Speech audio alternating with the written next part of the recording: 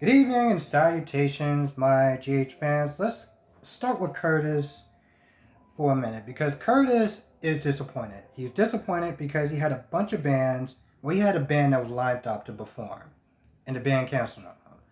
Then Portia overhears, and Portia knows another guy that plays music, so he tried to book him.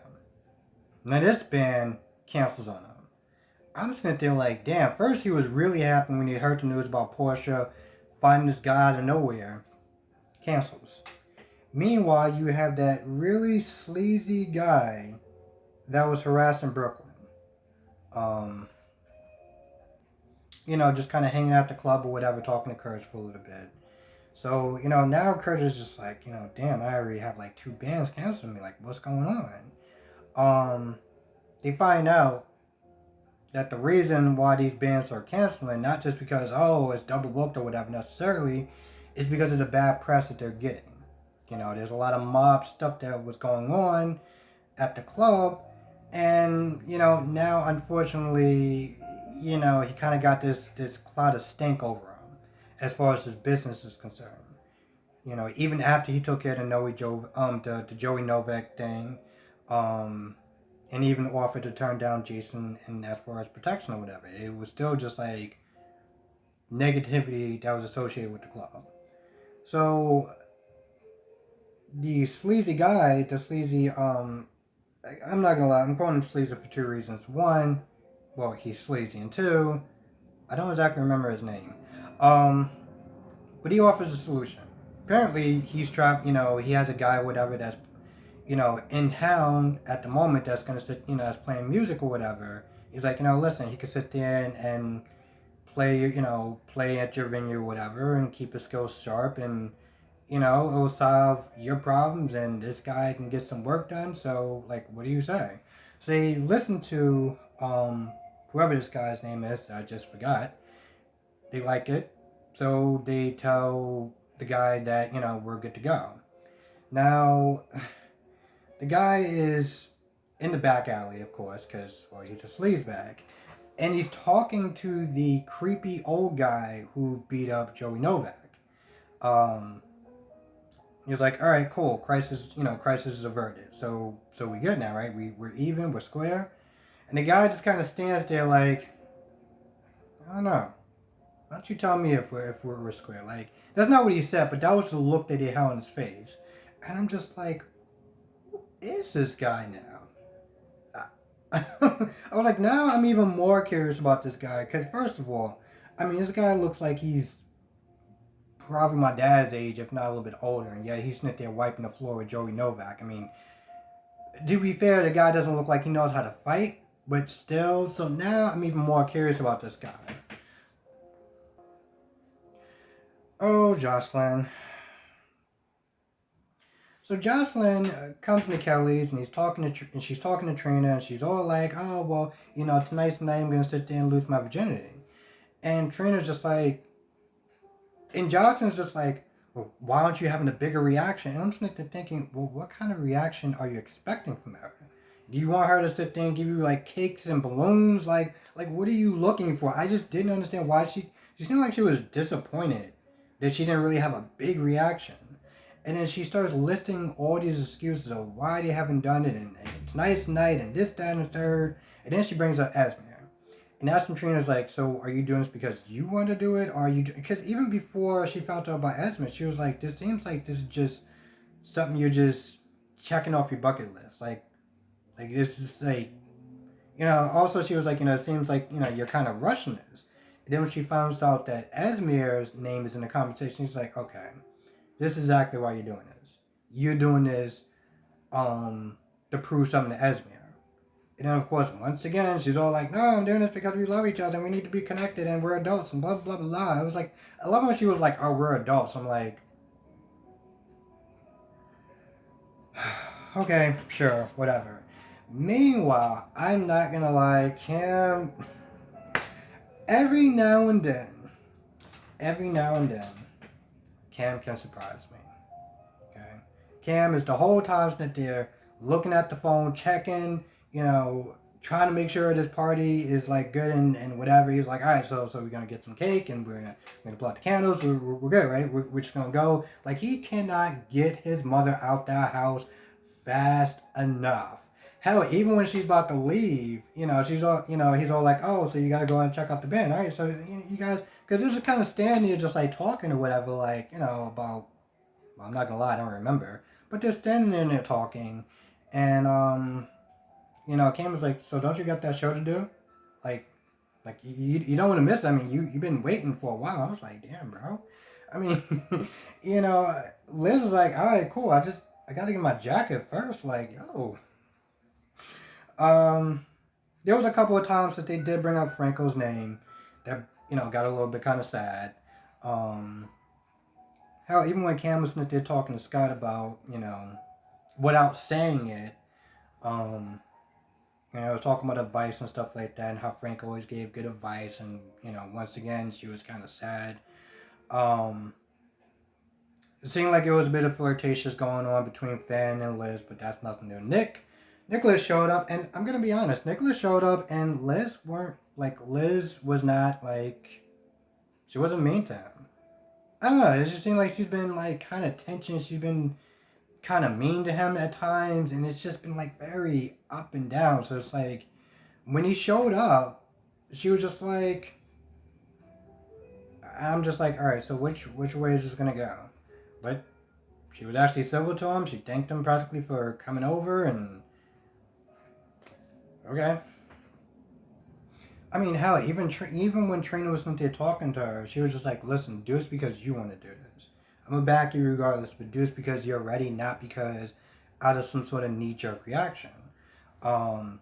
Everyone leaves pretty much, after Jocelyn gets there, and, they're just kind of standing there like, oh, you're here, we're alone. And I'm like,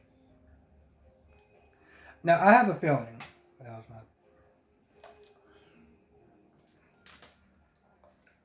I have a feeling that they're going to both get so nervous, they're just going to wind up just not going through with it because, especially with Jocelyn, because of the pressure, she's not doing it because she really, and that's not to say that she's not eventually going to do that, but, she's only moving up her timetable because of Esmir. And I have a feeling like towards the last minute, she's going to just be like, you know what? We can't do this. So, now, I'm not going to lie, the rest of this episode is somewhat mediocre. Besides the Curtis stuff, which I'm not going to lie, was surprisingly actually the best part of this episode. Sunny, shows Phyllis the bar, and she accepts the offer. Sunny and Nina get a chance to talk. They're actually civil to each other. They talk about the Tano and stuff like that, and Nina's all like, oh, you're so kind and thoughtful for the people that you love, just like Mike. And I'm like, why do you keep saying that they're doing that for? And, she apologizes, and Sunny's like, no, I know what you mean or whatever. But I'm like, I don't understand how she got this in her head to continue to call him Mike, even after everything's over. Oh, I knew you as Mike. You were so kind as Mike. And it's like, they're like the same person, right? I get they're not the same person as far as personalities go, but they're the same person. But surprisingly, they have a civil conversation. Like I said, Phyllis does take the take the position at the bar. So, which I'm glad she did. Not necessarily because I like the character. I don't dislike her either. She's just kind of like, alright, whatever. Now Sean was talking to Nina earlier. When Nina got to the bar, they were talking and stuff like that, and Sean was like, I'm surprised you're here, and Nina was like, yeah, well, I'm kind of nixed from the Metro Court. I'm like, you seem like you're gonna be nixed from a lot of places, like the Metro Court, Kelly's. I guess she can go to the Floating Rib, but I don't think they got the set for that anymore. So, yeah. I guess Charlie's it is. And ever since they're talking about Charlie's and I was sitting there thinking about Julian and how much I actually do miss his character. Not the rundown, afraid of Sonny, every 5 minutes, but like the strong Julian, the Julian that came there and that was not sitting there taking anyone's crap, including Sonny. I miss him. Um, and I hope that the actor is doing a lot better, doing pretty much anything else. Um, yeah, kind of another waste, but okay. I mean, waste as far as potential, the way they really just, yeah. Nicholas eventually winds up having a talk with Trina, and Nicholas asked Trina like, "Hey, listen, were you the person that told my son to just kind of, ditch his name and his money altogether?" And Trina was like, "I didn't exactly say that. I just said that he should be his own man." And Nicholas was like, "All right, well that's good. I'm glad you said that." And even Trina was like, "I'm sorry, what?" Now, I personally think that was just completely overboard. Like, listen, you don't like your dad, you don't like your dad's decision. That's fine. Um, and I get that he wants to sit there and try to be his own man for some odd reason. Like, the sad part is that yeah, Trina inspired him to be his own man. And I think that's really great. But I feel like you should be your own man because that's what you want to be, not because you're into someone else and they tell you, oh well, you gotta sit there and be your own man for me to respect you. I was like, you should respect yourself before having somebody else, before trying to seek somebody else's approval. But whatever. Anyway, Nicholas tells her that you're a positive influence, and I just want you to keep being a good friend to my son. And she has that look on her face, like in the beginning, like, all right, yeah, I mean, that's no pressure. I mean, you practically sitting there telling me to kind of not take care of your child, but like, to steer him in the right direction. And like, to be honest, she's kind of still figuring out life herself. I don't really think it's kind of fair to sit there and get that type of burden on her. And I get it. It's just Nicholas trying to make sure that he has good positive people in his life. But I felt like the look on her face is like, that's your child. That's your child. That's not her child. That's your child. Just saying. Oh yeah, and I'm pretty sure it says Sonny talked to Sean for a little bit, catching up. Nothing really special that happened. Um, Maxie.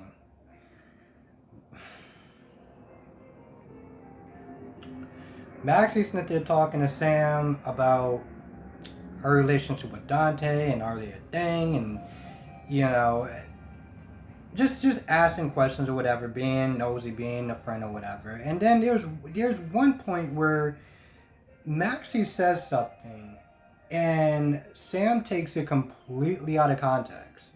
It was something to do along the lines of Sam getting together with Dante and never thought that was gonna happen, like Peter, betraying her or something like that. And Sam was like, "So what are you saying? Are you trying to warn me away from Dante because of your friendship with Lulu?" Or something like that. And I was like, what? How did you jump from? I'm literally, even right now, I'm still confused. Like,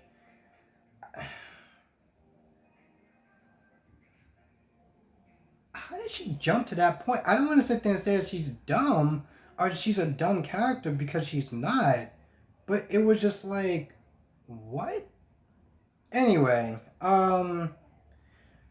they cleared it up or whatever. And whatever. Dante runs into Alexis, and Alexis is like, "I served my time." Well, actually, no. That Alexis was like, I didn't want to get out so early. I want to sit there and take accountability. She pretty much, in a lot of ways, and maybe not saying it outright, was just looking for Dante to give her some sort of approval, whatever. Like, give her some sort of forgiveness. And Dante was like, "Listen, we're good. You went to jail. You owned up. You took accountability. That's really all I wanted from you." Now I gotta sit there and say that's very gracious, seeing how he almost died because she stabbed him like a damn maniac. But you know, I guess if you can forgive your own father for shooting you point blank, then anything's possible. I'm not gonna lie, I really do feel like that's about it for the majority of the episode. I feel like I might have forgot one or two things, but I feel like for the majority of it, that's about it. Now I don't remember because I'm not gonna lie. I did this recording twice because I didn't like how the first one came out. Um, I did find it kind of interesting because, and I don't know if I said this or not. So if I said this, I'm sorry. Um, when Courage is kind of upset about mob ties being associated with his club, and we saw in the previews that Carly was sent to ask and Courage the question like, "Yo, am I not welcome here, or whatever?" And I felt like that was very interesting and kind of funny because I'm like, well, I know he doesn't want to sit there and say you're not welcome, but yeah, I'm not gonna lie, you're kind of not welcome. Now, one thing that I will sit there and say before I kind of close this out, and this is about as far as Jason's status, and I say this not just to my subscribers or just the fans of Jason or whatever. Back in the day when I was watching the show, and I always sat there and said to myself, I was like, no, listen, if Sonny leaves, I'm done with the show. If Jason leaves, I'm done with the show. Like I'm just done. I'm just not gonna watch anymore. And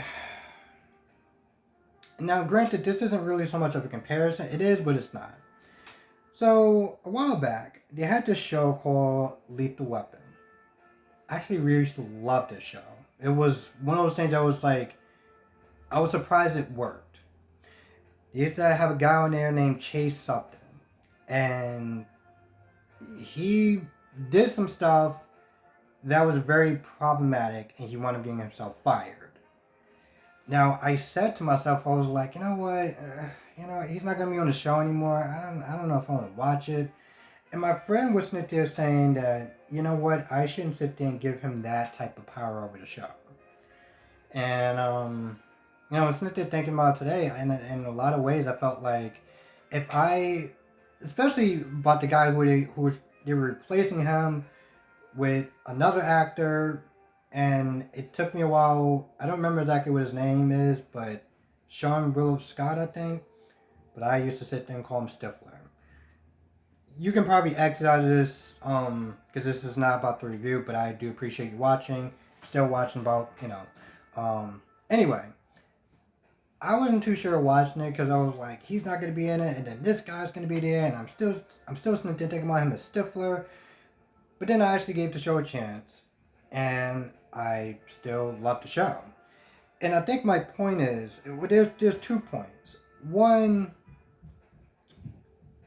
is that I shouldn't sit there and give a character that much power. Like, here's the thing, like, if I'm only watching it for this one character, and this character leaves, and I wasn't really, I don't want to sit there and say, like, and I can only speak for myself, I wasn't really watching the show. And as much as I love Sonny, and I love Jason, I like Chase, I like Finn, Liz is kind of up and down, but I like Valentine, I like Peter. I am loving the new Drew. I didn't think I was. Dante. There's a lot of characters, even Maxie's on her good days. There's a lot of good characters on this show. And I don't feel that just because Jason or even Sonny leaves, I'm going to stop watching the show. And I also feel like, in a lot of ways, I feel like that kind of just invalidates the show. Like, no one else is sitting there working hard. Like, I get it. Everyone has their favorite characters.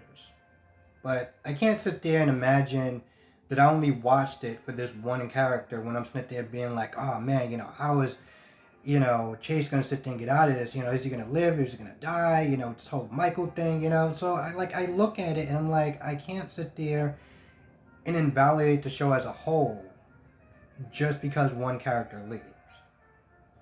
Even if I really like that character a lot. And I will sit there and say this. Listen, if Steve decides to leave or he gets fired, whatever the case is, I'm still gonna watch the show because not just because I've been watching it for years, but because I still think it's a good show. It has a really great cast and a lot of good characters. Even when I don't like certain characters like Olivia, I can't sit there and be like, oh, I'm not gonna watch the show because Jason's going to gotta sit there and deal with Olivia's BS. Um,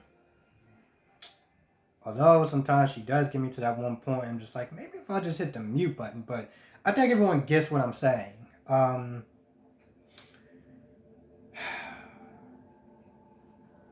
Only other thing that I will sit there and say, because I know there are a couple of people that's like, maybe I won't watch it, because my characters are going to be on the show.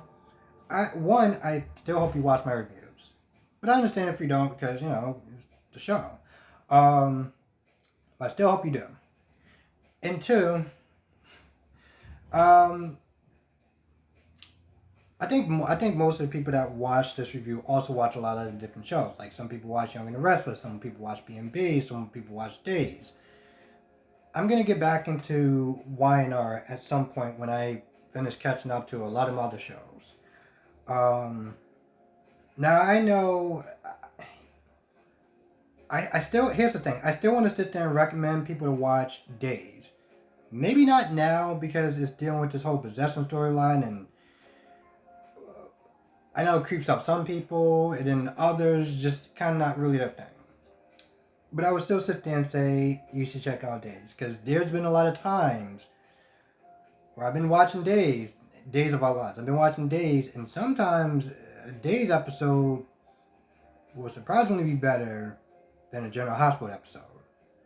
And it's one of those things where it takes a good week to get into the show, give or take, because it's a different feel, new characters, you don't know the players and stuff like that. But once you get into the show, once you start knowing who the characters are, and you start knowing why this person's like this person, why they like that person or whatever, it actually does get interesting. I'm really surprised myself just how much of a fan I've been of Days of Our Lives. I would never actually would have thought about that. Even when I was watching my other shows, like One Life to Live and Port Charles. And I looked at Days sometimes, and I even recognized certain people like Lisa Renner, Lisa Ray, Lisa somebody. Hell, even one of my other guys was on there, Ty Treadway. Still one of my favorite characters from One Life to Live along with Todd. But my point is, Days is just another show to watch. It takes a little bit getting used to, but once you do, it's actually a good show. With that being said, I think that's about it for the majority of it. If I missed anything, please write down in the comment section below. I want to thank you for watching. Be safe. I will see you in the next video.